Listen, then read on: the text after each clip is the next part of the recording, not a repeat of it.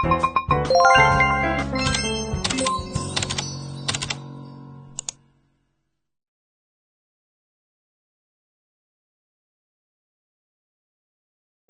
industri ini bukanlah sesuatu yang ganjil dalam kalangan masyarakat. Revolusi 4.0 ini adalah revolusi industri yang terpaling canggih dan berkembang dalam negara kita mengikut trend pada zaman kini. Perkembangan teknologi digital ini boleh dikaitkan dengan penggunaan mesin untuk membantu dalam kegiatan kehidupan seharian manusia ataupun pembuatan mesin yang canggih.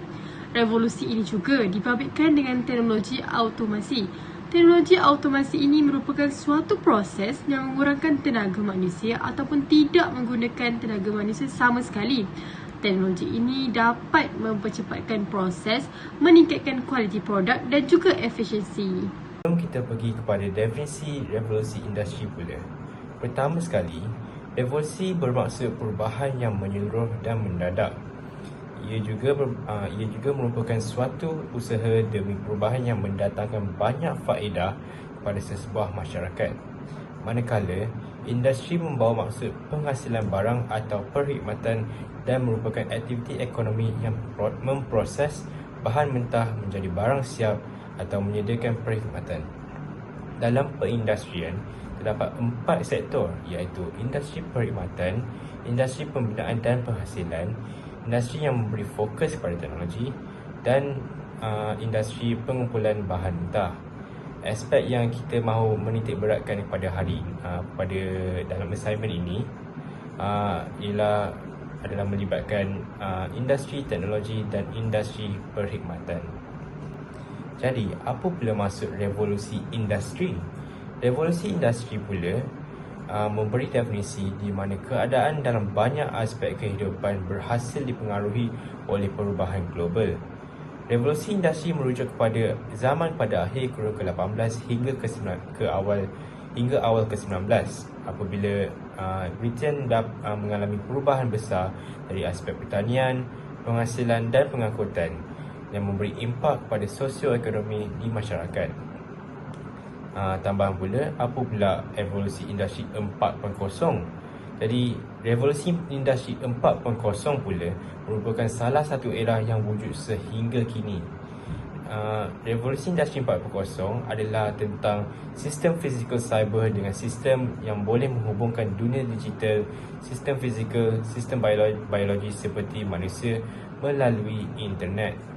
Mudah kata, Internet of Things atau lebih dikenali sebagai IoT memainkan peranan yang amat penting dalam menjalankan revolusi industri 4.0 dan mengaplikasikannya dalam kehidupan kita seharian.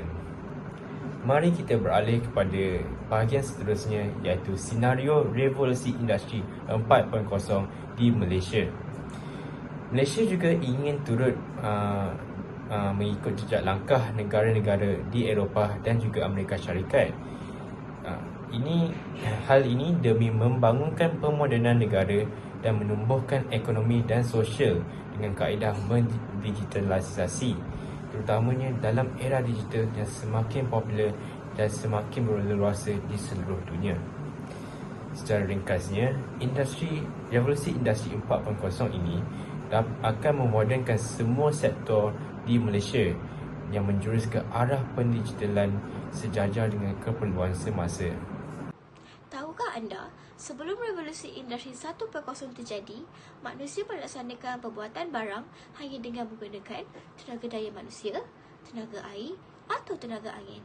Hal ini mempunyai kekangan yang agak besar kerana seperti yang kita tahu bahawa tenaga-tenaga ini cukup terhad untuk digunakan. Sehinggalah pada tahun 1776, James Watt mencipta mesin wap yang mengubah sejarah dalam pembuatan. Maka, terciptalah revolusi industri yang pertama di Great Britain di mana perubahan dalam sektor pembuatan menggunakan tangan kepada penggunaan mesin yang dikuasai oleh tenaga wap dan air. Perkembangan industri ini tidak terhenti begitu sahaja. Malahan, tidak lama kemudian, revolusi industri kedua diciptakan. Revolusi industri 2.0 atau juga dikenali sebagai revolusi teknologi terjadi di awal abad ke-20. Kemunculan revolusi ini amat cepat berlaku terutamanya di negara-negara maju yang terlibat dalam Perang Dunia Kedua seperti negara Jerman, Amerika, Jepun dan Britain. Dalam revolusi ini, kita dapat lihat perkembangan yang amat ketara dari sektor teknologi telekomunikasi dan teknologi pengangkutan automotif, darat dan udara.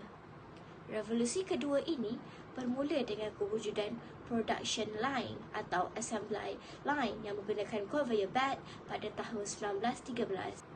Seterusnya, peredaran zaman semakin berkembang dan mendorong manusia itu sendiri melakukan sesuatu inovasi yang berasaskan kepada teknologi. Pada revolusi industri 3.0 ini, pelibatan manusia sudah dikurangkan. Sebagai contoh, pada zaman Perang Dunia Kedua, salah satu komputer telah diciptakan yang diberi nama Colossus. Komputer ini merupakan mesin yang besar dan menggunakan tenaga elektrik yang amat tinggi dan tidak boleh menerima arahan dari manusia kecuali menggunakan papai kekunci. Beralih pula kepada revolusi yang terakhir, iaitu revolusi industri 4.0, di mana pada era ini pengaksesan internet, teknologi maklumat dan juga teknologi yang melibatkan robot sudah semakin meluas digunakan. Teknologi komunikasi dan rangkaian internet telah menjadi jauh lebih baik. Ini juga dibantu dengan kemajuan teknologi tanpa wayar iaitu 3G, 4G, Wi-Fi, Bluetooth dan yang paling baru sekali ialah 5G. Antara kesan revolusi industri 4.0 yang dapat dikesan terhadap masyarakat ialah teknologi dapat meringankan proses manusia untuk memperolehi maklumat pada hujung jari kerana teknologi kini mempunyai rangkaian yang luas tanpa had. Teknologi juga berupaya membantu manusia untuk merapatkan silaturahim dengan aplikasi yang tersedia untuk mereka berhubung. Namun begitu, teknologi dapat memudaratkan diri apabila pengguna memilih untuk menggunakan teknologi dari keluar bersia-sia. Seterusnya, ketagihan dan kelalaian adalah masalah utama bagi semua orang sehingga mereka lupa untuk menjalankan tanggungjawab masing-masing. Selain itu, masalah pengangguran tidak dapat dibendung kerana bidang pekerjaan lebih memilih kuasa mesin berbanding tenaga manusia. Kesan revolusi industri 4.0 dari segi agama. Terdapat dua kesan revolusi industri iaitu baik dan buruk. Jika dapat dilihat daripada kesan yang baik, revolusi industri 4.0 dapat dikira sebagai salah satu contoh bahawa ilmu Allah Subhanahu Wa Taala itu luas dan hanya sedikit saja yang diberikan kepada akal fikiran umat manusia. Manusia akan lebih sedar yang segala ilmu pengetahuan yang diperoleh itu adalah atas kurniaan Allah Subhanahu Wa Taala yang tidak ternilai. Matlamat yang ingin diperoleh dalam revolusi industri adalah untuk memudahkan urusan dan memberi manfaat kepada umat manusia.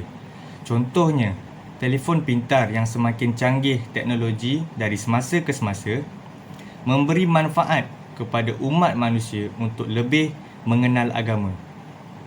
Bagi kesan yang buruk pula, kecanggihan teknologi revolusi industri 4.0 memberi kesan kepada ibadah umat Islam. Dipetik daripada petikan akhbar berita harian yang bertajuk Gadget Merosakkan Sembahyang Jumaat.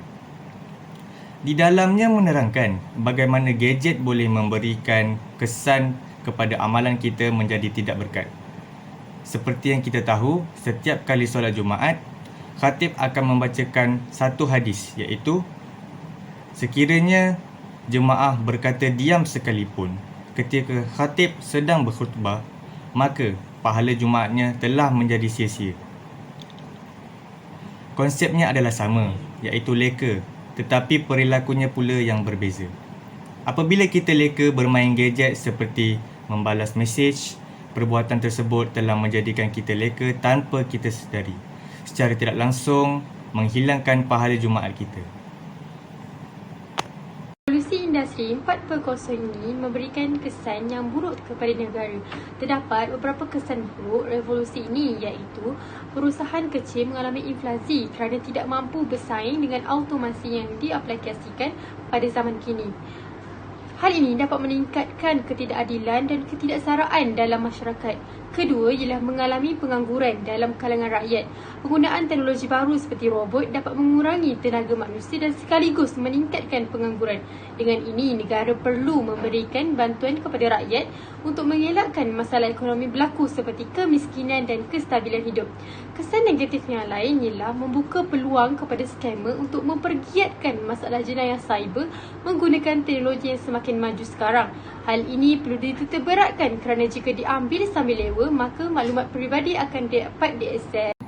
Cara-cara untuk mengatasi revolusi industri 4.0 yang semakin berleluasa adalah dengan setiap individu perlu mengawal diri dalam penggunaan teknologi supaya dapat mengelakkan daripada berlakunya perkara-perkara yang tidak diingini. Kita juga disarankan untuk tidak bergantung sepenuhnya kepada teknologi dalam kehidupan seharian. Dengan ini, individu perlulah cermat semasa menggunakan teknologi. Selain itu, pengguna perlulah meminimumkan penggunaan teknologi supaya dapat meluangkan masa lebih secara nyata berbanding secara maya. Cara mengatasi kesan revolusi industri terhadap agama.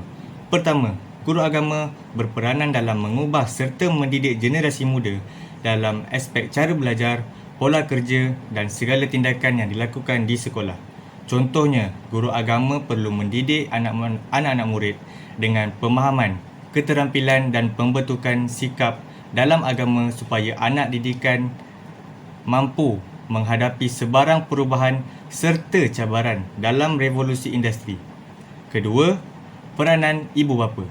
Salah satu cara yang boleh dilakukan adalah ibu bapa perlu melibatkan diri mereka dengan anak-anak semasa anak-anak mereka melayari laman sesawang menggunakan gadget. Ibu bapa perlu memastikan anak-anak mereka tidak menggunakan gadget tersebut dengan cara yang salah. Contohnya, mendedahkan anak-anak mereka dengan konten-konten atau perkara yang bermanfaat supaya dapat membentuk iman dalam diri. Dan yang terakhir, pihak kerajaan. Pihak kerajaan memainkan peranan yang amat besar dalam mengatasi segala cabaran dan kesan buruk di era revolusi industri 4.0. Hal ini kerana mereka mendapat akses kepada segala aktiviti yang dilakukan oleh masyarakat menggunakan teknologi sedia ada. Sebagai contoh, perkara yang dapat dilakukan oleh kerajaan adalah memutuskan atau menyekat penyebaran ajaran sesat di media sosial. Dengan cara ini, kerajaan boleh mengelakkan umat Islam daripada terpengaruh terhadap ajaran sesat yang berleluasa di media sosial yang dapat meruntuhkan akhlak serta iman dalam diri umat Islam. Terdapat beberapa cara mengatasi revolusi industri yang semakin berluasa di negara kita, iaitu memperbaiki teknologi automasi yang moden ini menjadi lebih baik dari semua aspek. Sebagai contohnya, meningkatkan akses internet yang boleh digunakan untuk semua manusia di negara ini. Yang kedua pula ialah menyediakan latihan kemahiran tentang penggunaan mesin kepada rakyat tanpa mengenakan apa-apa bayaran. Negara harus memberikan latihan yang tepat untuk memberi persediaan kepada masyarakat untuk menghadapi pekerjaan dalam era revolusi 4.0 ini. Hal ini juga dapat mengurangkan pengangguran dalam kalangan masyarakat. Akhir sekali, tentang cara-cara mengatasi revolusi industri dari semakin berluasa ialah menjadikan Al-Quran dan As-Sunnah sebagai panduan hidup yang mengikut teknologi moden pada era sekarang ini. Kesimpulan yang dapat diulas daripada kajian ini ialah perkembangan revolusi industri 4.0 semakin pesat dan berleluasa dari zaman ke zaman. Oleh itu, kita perlulah sentiasa peka dan sedia untuk membina perancangan serta strategi yang mantap agar RI 4.0 dapat memberikan impak yang positif dan hindari akibat buruk yang tidak diingini oleh masyarakat dan negara. Cadangan yang dapat diberikan adalah kerjasama daripada setiap lapisan masyarakat untuk memainkan peranan masing-masing agar ekonomi dapat berkembang. Kami juga berharap kerajaan turut mengambil komitmen bagi membangun dan merealisasikan revolusi industri 4.0 ini supaya dapat melahirkan negara yang maju dengan masyarakat yang intelektual. Itu sahaja dari kumpulan kami. Sekian, terima kasih. Yang baik datang daripada Allah SWT dan yang buruk datang dari kesilapan kami sendiri.